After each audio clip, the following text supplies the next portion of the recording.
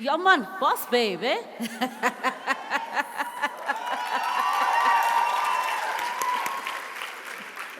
I want to say doctor. And Nombasa, can you tell us how are women leaders uniquely positioned to drive sustainable business practices? And let's talk about the specific qualities that contribute to this impact that they have. Okay. It's an afternoon, a very good afternoon to everybody here today. What a day to be sitting in front of you. Because I'm sure there are many of you who read about me in the news yesterday. What a day to be sitting here and talking to you. Because you probably would not have had an opportunity to have this first-hand conversation.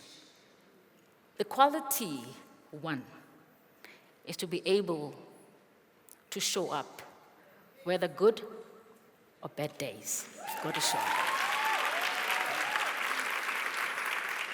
So Karen, I'm going to continue on this, that, leadership, as I say when I talk to people I mentor, is not in books. It's not written in books. It is very much the presentation of yourself and how much you interact with the environment where you work or your interested sector. If your sector of interest is mining and you really aspire to go to the top, you've got to fully understand what that sector is about. What works in this sector so that you start being it. For me, that is the first way of looking at this kind of application of yourself as a leader, whether you're a man or a woman. One thing that has helped me a lot is I don't feel like a woman. I feel like a leader. That's what I feel like. So help yourself in recognizing this early, that once you start being too much aware of the woman factor, it may take you away from being in the moment of what you do. Because you really need to be fully present so that you can understand what does it take to be CEO of a mining company. You've got to understand and be fully in the moment. What I noticed in the industry when I walked into Exxaro Resources at 38 years, I walked into the place, beautiful big building with steel, and I said, when I'm 45, I'm going to be a CEO of this company.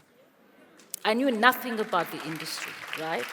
Now, you find people who know the business, they're mining engineers.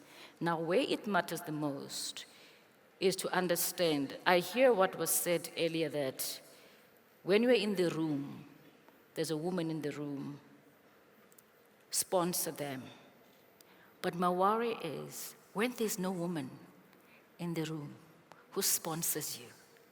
That's what happened to me. You sponsor yourself. Don't allow anybody to ignore you in any environment. You must not be ignored because you know what works. In the mining industry, you work with engineers. They lead from the left. So you coming in, understand that you've got to be deep, you've got to be factual. You've got to be clear in how you communicate with people. You've got to be a leader that listens to others. You've got to be a leader that is, you must be organic, first of all. I mean, you're not going to lead, you're going to feel, you're going to have to see people. So women leaders are great at noticing other people. They are great at seeing that this person is actually not happy. They are great at understanding that this person needs to be invited to be a part of this conversation for us to have inclusive contribution from everybody around the table. So the issue of understanding the industry, showing up every day, whether good or bad, and lead.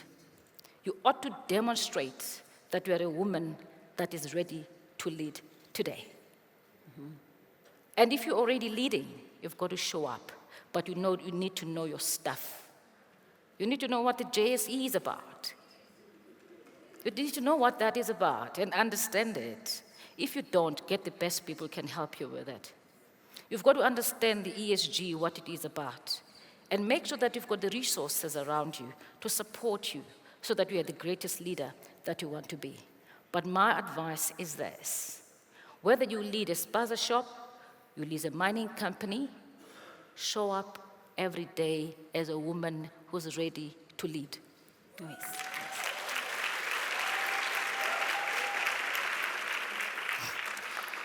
Can we discuss some examples of successful, sustainable initiatives that are led by women? Wow.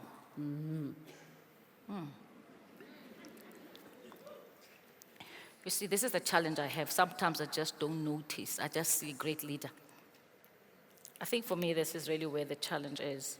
I think if I look at, I'm going to try my best to find a specific leader, which I am, by the way.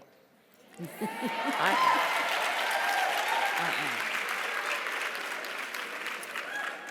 am. And really having worked with a lot of women who are quite obvious, in the JSE, CEOs of listed companies. But for me, I feel bad to talk about those women because there are women who sit in the rural areas who do great work. Umazondi was Tsengwa, who's doing a lot of great work. So it is a little bit difficult for me to say that, but let me tell you about a woman in the area of Matla, Nandi. She works with Nonhlanhla. When we had our board members visit our Matla mine, they came to complain about how they believe that their voice is not heard. We use the story of Get on the Bus at Exxaro to get everybody to support the objectives of the organization, and they say that we are using our own funds to feed the kids of this area. We have no money anymore. Can Exxaro help us, build even a kindergarten school? Those are the stories I notice. Those are the stories that matter to me because those women are taking from their pocket and multiplying. So Karen, I'm sorry, I'm not going to give you a story of a big story that we read in the billboard, but I want to tell you about the story of Nandi and Nonhlanhla, who sit in a mining community and they're busy making sure that young people are looked after, they're developed, they're nourished, and they've got a future to look up to by setting up to go to school and developing. Those are the people that inspire me. Wow. Okay. Diverse perspectives. What roles do they play in leadership, or rather, in what ways do diverse perspectives in leadership contribute to innovation, contribute to addressing environmental and social challenges? No, 100%. We need to teach leaders, all of them, to worry about environmental, social, diversity, equity, and inclusion. It just can't be for us only as women. I really want to plead with this. Whether you're a man, you're a woman, see people. ESG is very important. And there are a lot of things that we bring into the table, by the way, Sharon. We bring in a lot of skills why we're able to see people. I want to use an example which I've learned from many years ago when I was trying to understand why is it that the way we play as girls and the way my brothers and his friends play is so different. So my brother who gets a bicycle, it's his own bicycle. He plays with the neighbor young boys. He will cycle until he gets tired. Then he gives that bicycle to his friends, right? But when us women are playing with dolls, you play, even if it's my doll, I take the doll, I play it for 5 minutes or 3 minutes, and then I say, okay, you must take it for 3 minutes. We wait for you. The other one, 3 minutes. Why is that? Because men build hierarchy from day one, right? With us, we look at, we must be equal. No one must shine over each other. We play together. That is why women are able to see what others don't see.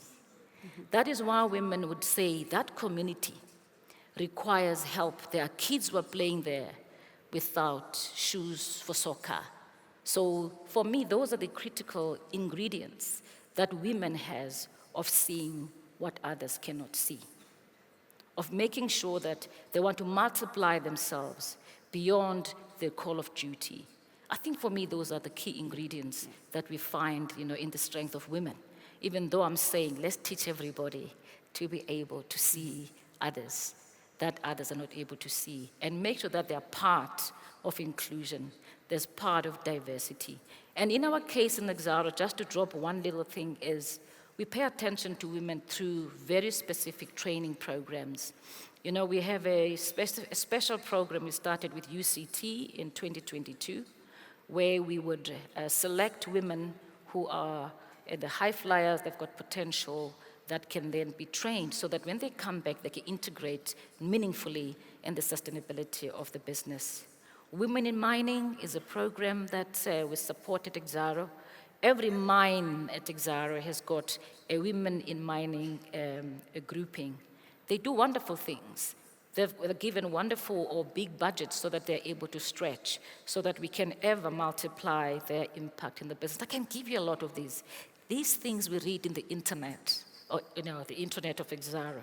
But the stories that we must tell are the stories that women don't read anywhere. Stories that come from within. Stories that are going to make you look at yourselves and see you as a leader beyond being an ESG specialist. We are not sustainability specialists, we are leaders. We compete in the JSE as much as we want to compete in the New York Exchange.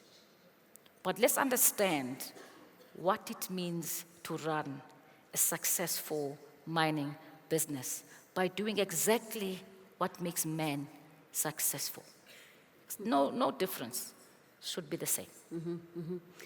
How can organizations support, empower more women to take on leadership roles in these sustainability-focused areas? Perfect. Well, we need to be deliberate. An example. I was in a professionals and training session some years ago, and I see this young girl who is talking more than the boys. I didn't even see the girls, by the way. The other girls. I just saw her and this many young men. Her name was Refilwe Mabapa. And when I looked at her, I said, this is about 2014. I said, the day I become CEO, I will take this young girl into my office to help me so that she can get the quantum leap that she requires to have. She's ready to go back today to the operations to be something big. You become practical about it. You identify talent and you do something about it. You don't write about it and say, oh, well, I've put in this person in a position. You really make sure that you identify talent. It's not what they were saying here, not just diversity. It's about that inclusion. It's about equity. What do you do when you see somebody?